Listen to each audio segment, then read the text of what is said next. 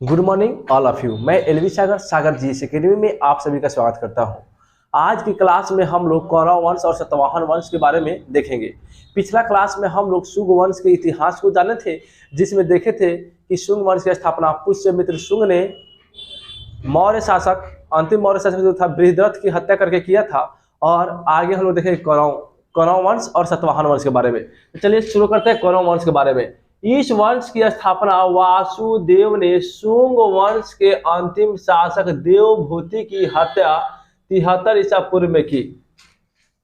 कौरव वंश के जो संस्थापक था वासुदेव था। कौन था? वासुदेव था, जो शुंग वंश के अंतिम शासक देवभूति की हत्या 73 ईसा पूर्व में करके की। इस वंश में 4 प्रमुख शासक हुए। का इस वंश के यानी कौरव जो वंश था उसमें 4 शासक हुए। कौन हुआ? तो वासुदेव जो इसका संस्थापक ही था, वासुदेव। उसके बाद भूमि मित्र, उसके बाद नारायण, और सबसे अंतिम जो हुआ सुशर्मा हुआ। यानी इस वंश में कौरव वंश में 4 शासक हुए। पहला वासुदेव जो इसका संस्थापक था, उसके बाद भूमि मित्र हुआ, उसके बाद नारायण हुआ, और जो अंतिम था वो सुशर्मा हुआ। और इसी सुशर्मा की हत्या करके जो सिमुक था क्या किया? सातवाहन वंश की स्थापना किया। कौरव वंश का जो अंतिम शासक था सुशर्मा, उसकी हत्या सिमुक ने करके 60 ईसा पूर्व में सातवाहन वंश की स्थापना की। तो आइए हम लोग देखते हैं सातवाहन वंश। इस वंश की स्थापना सिमुक ने कौरव वंश के अंतिम शासक सुशर्मा की हत्या करके की। जो कौरव वंश के अंतिम शासक जो था सुशर्मा, उसकी हत्या करके उसकी हत्या करके सिमुक ने सातवाहन वंश की स्थापना की। इसके बाद इसका छोटा भाई कृष्ण गद्दी पर बैठा। यानी सिमुक के बाद कौन था? सिमुक के बाद उसका छोटा भाई कृष्ण था, वो गद्दी पर बैठा। इसने अपना राजधानी प्रतिष्ठान को बनाया। जो सातवाहन वंश था अपना राजधानी कहाँ बनाया था? सातवाहनों ने अपना राजधानी प्रतिष्ठान को बनाया था, जो गोदावरी नदी के तट पर स्थित था।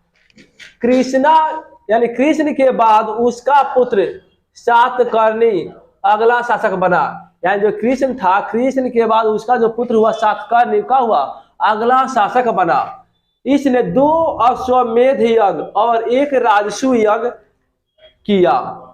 यानी सातकर्णी जो था ना, 2 गो अश्वमेध यज्ञ किया था, अश्वमेध, और 1 राजसूय यज्ञ किया था। राजसूय यज्ञ में क्या था? अश्वमेध यज्ञ में क्या था? यानी पूजा करके घोड़ा को छोड़ दिया जाता। लेकिन राजसूय यज्ञ क्या था? इसी प्रकार का था। उसमें भी क्या था? यज्ञ होता था और घोड़ा छोड़ दिया जाता था। और घोड़े के पीछे क्या था? गुप्त रूप से क्या था? सैनिक घूमते रहता था। और घोड़ा जिस राज्य से होकर गुजरता था, अगर उसके शासक उस घोड़े को पकड़ते थे तो उसे युद्ध होता था। नहीं तो जिस राज्य से घोड़ा गुजरा वो राज्य के जो राजा थे उसकी अधीनता को, यानी जो राजा छोड़ता था घोड़ा उसकी अधीनता को स्वीकार कर लेते थे। यही राजसूय यज्ञ होता था। ठीक है, तो राजसूय यज्ञ 2 गो अश्वमेध यज्ञ करवाया था और 1 राजसूय यज्ञ करवाया था। कौन? तो सातकर्णी ने करवाया था। इसने अपनी पत्नी के नाम पर रजत मुद्रा यानी चांदी के मुद्रा जो था उत्कीर्ण करवाया था।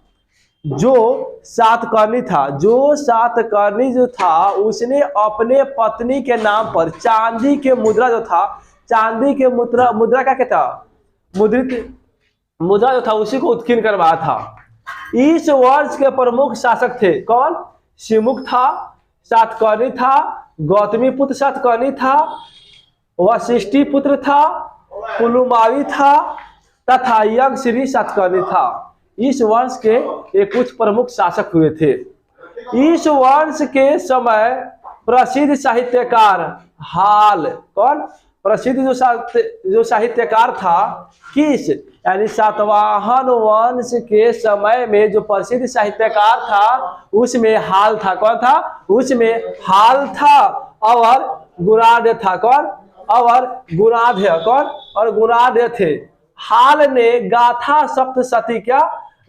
सप्तशती नामक पुस्तक की रचना किया था, जबकि गुणाढ्य ने बृहत कथा नामक पुस्तक की रचना की थी।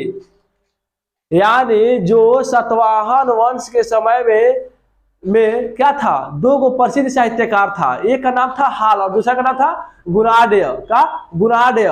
तो हाल ने क्या किया था, गाथा सप्तशती नामक पुस्तक की रचना किया था, जबकि गुणाढ्य ने बृहत कथा नामक पुस्तक की रचना की थी। सातवाहनों ने चांदी, तांबे, शीशा यानी सर्वाधिक मात्रा में शीशा का सिक्का, प्रोटीन और कांसे की मुद्राओं का प्रचलन किया था। सातवाहन जो था वो चांदी के सिक्का चलाया था, तांबे के सिक्का चलाया था, शीशा का सिक्का चलाया था, प्रोटीन चलाया था और कांसे की मुद्राओं भी चलाया था, लेकिन सर्वाधिक जो मात्रा में था वह शीशा का मुद्रा था। सातवाहनों ने सबसे अधिक जो मुद्रा जारी किया था वह शीशे का था। क्या था, वह शीशे का मुद्रा था। सोपारा और कल्याण इसके समय का महत्वपूर्ण अंतर्राष्ट्रीय व्यापारिक केंद्र था।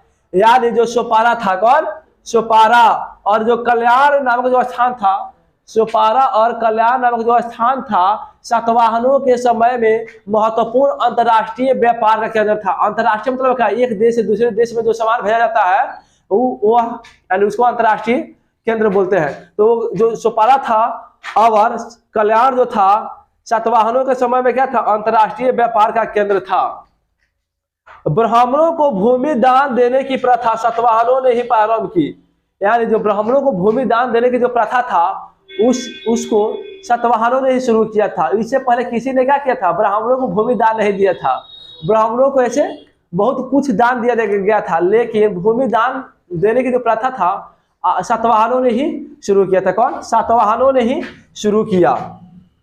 सातवाहन राज्य ने उत्तर और दक्षिण भारत के बीच सेतु का कार्य किया। जो सातवाहन राज्य था ना, उत्तर भारत के बीच और दक्षिण भारत के बीच क्या किया था, वह सेतु का कार्य किया था। ये सातवाहन से संबंधित कुछ महत्वपूर्ण पॉइंट था जो हम लोग को एग्जाम की दृष्टि से काफी महत्वपूर्ण है। इसको आप लोग देखिए और समझिए और याद करिए। अगर वीडियो अच्छा लगे तो आप लोग लाइक करिए, चैनल को सब्सक्राइब कीजिए और अपने दोस्तों में शेयर कीजिए। चलिए, वीडियो देखने के लिए बहुत बहुत धन्यवाद।